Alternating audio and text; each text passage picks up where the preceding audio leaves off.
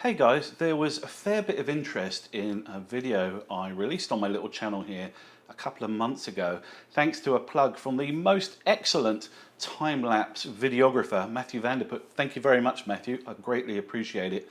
And there were some questions from people regarding the use of windy.com for forecasting beautiful sunrise and sunset color. And I thought the easiest way of addressing everybody's questions regarding the use of windy.com for the purposes of forecasting decent color at sunrise or sunset was to do a new video. So we're going to look into the aspects of using windy.com and the various forecast models within it to see if we can predict what the cloud cover is going to do and therefore what kind of color, if any, we're going to see at sunrise or sunset. So let's get to it.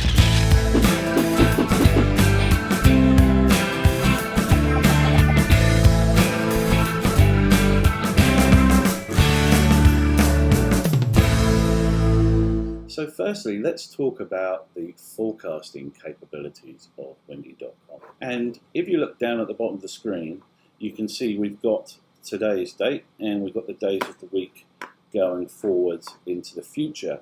And you can use this timeline to scrub backwards and forwards through the forecasted weather for the location you're in. So at the moment, as you can see, I have got the clouds tab selected over here because that's usually what we're interested in as photographers. And this is the weather conditions as they exist right now. The first thing I've done is switch to the GFS forecast model, this button down here. I just find it slightly more reliable than this European forecast model. So let's say, for instance, I'm sat here, it's 2 o'clock in the afternoon, and I'd like to know what the forecast model is saying the cloud conditions are going to be like at sunset. I can just skip forward on the timeline here and click forward to 8 o'clock, which is sunset for me. And we can see what sort of cloud cover we're getting in this area. So I can see there's a bit of cloud about, and if I want to refine this further and see whether it's the good stuff, which is high and medium level cloud, I can come over to the right here and click on high cloud, and yes indeed, that's looking pretty nice. I can click on the medium cloud and low cloud. And it has to be said, based on that, it might be a really nice sunset tonight if this forecast model is correct. So why do I think that this looks good? It's quite simple really. We have some high level cloud, which is the good stuff. This is the cloud we want. And we have a nice big gap to the south of my location. So I'm here and the sun is setting in this direction over here. And what we need is a gap for the sun to get underneath to backlight all of this lovely cloud. So I'm definitely going to be heading out for sunset today because it looks like it's going to be an absolute cracker. Let's switch back to the main cloud tab. So we're getting all the cloud again now. And I'm just going to flick forward again to sunrise. So if I come down to the bottom here, sunrise is about 6 AM at the moment here. And I can see what we're going to get. Not looking too good. So sunrise, obviously, the cloud I'm interested in is over the ocean rather than the land because the sun's rising over here. So let's just see what the forecast model predicts. I've got some high cloud to the south. That's no use to me. No medium cloud and just some low cloud. So not great outlook for sunrise. And you can scrub backwards and forwards along this timeline to see what the forecast model predicts for all the different times of the day for about a week in advance. Now obviously the model loses accuracy the further out in time you get, and you really can't rely on cloud forecasts 7 days in advance. But a day, 2 days, should be okay. It's usually pretty accurate. So let's just move the timeline back to the current time, and we can also view a full weather forecast for our location.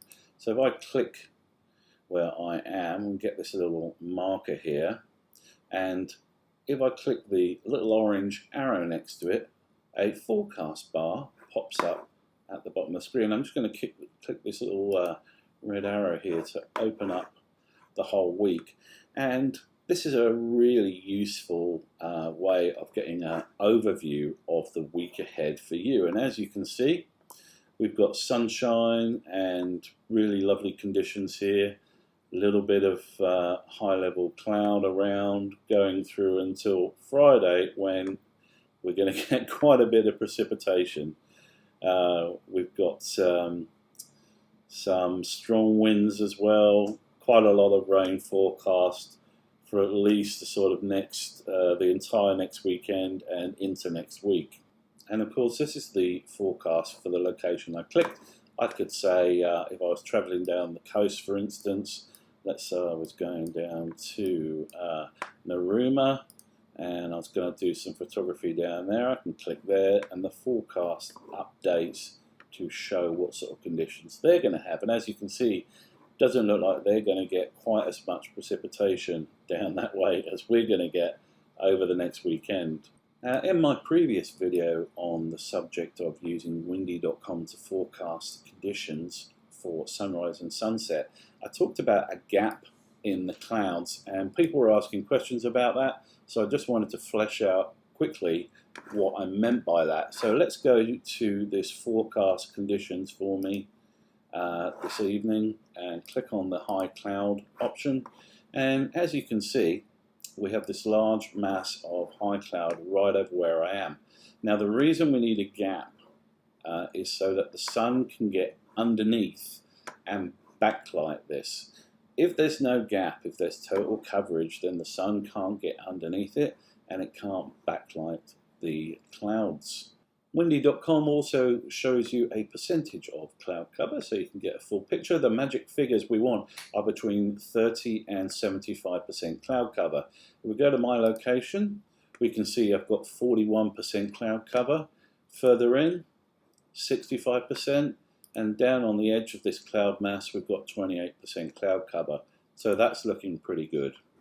Cloud cover is not the only predictor of decent sunrise or sunset color. Humidity also plays a part in it. And if we go into the humidity tab here, we can see that actually there's very high humidity forecast for sunrise tonight, for sunset tonight. And that actually works against us. The more humid it is, the less chance there is of decent color. We want low, but not zero humidity, ideally. Now, Windy is also excellent at forecasting the movement of thunderstorms and storm cells, and you can use the timeline to show what the forecast model predicts a storm cell is going to do. So I've just moved my focus up to the Northern Territories here in Australia, and I've got my timeline here, and as you can see, we've got some quite strong storm activity happening right now up in the very northern regions of this country. There's a big storm cell right over Darwin at the moment, and we can see what it predicts for this by just grabbing the timeline and scrubbing forward, and the clouds will change. As you can see, it looks like this is deepening, getting very strong over here over Baroola, I think that says, and we can come forward and see that it's predicting it's going to fizzle out by this evening for the most part. You can also extend the capabilities of windy.com using plugins, and if you click on the menu, you're going to see install a Windy plugin, and there are various options here. Some of these pertain to people who do things like paragliding and stuff like that, but if you scroll down towards the bottom here, we have one called Sun Position. If you've never used this button here that says loaded will say install, just click that. I previously used it, so I already have it. And if you then click open, you get this rather cool bar, and we can click on a location and see exactly what the sunrise and sunset times are going to be, when golden hour is going to be. So today golden hour is going to kick off at about 20 to 8 and go right through until just after sunset. If we scroll down here, we can also see that we get a really nice indicator showing the direction of the sunset, which is very handy. If you're new to a location, you can go to where you plan to be for sunset and see exactly what line the sun is going to set along. Finally, I should of course mention the weather radar and satellite. I've got weather radar selected at the moment, so this is what the various weather stations around Australia are picking up, what they're seeing on the radar. We can see areas of rain and cloud, and if you want a better view as well, you can also click satellite, and that just shows you all the different cloud cover. I'm not sure what's happening with this glitching blue here, but we can see all the different clouds coming in from the west, the ones out at sea.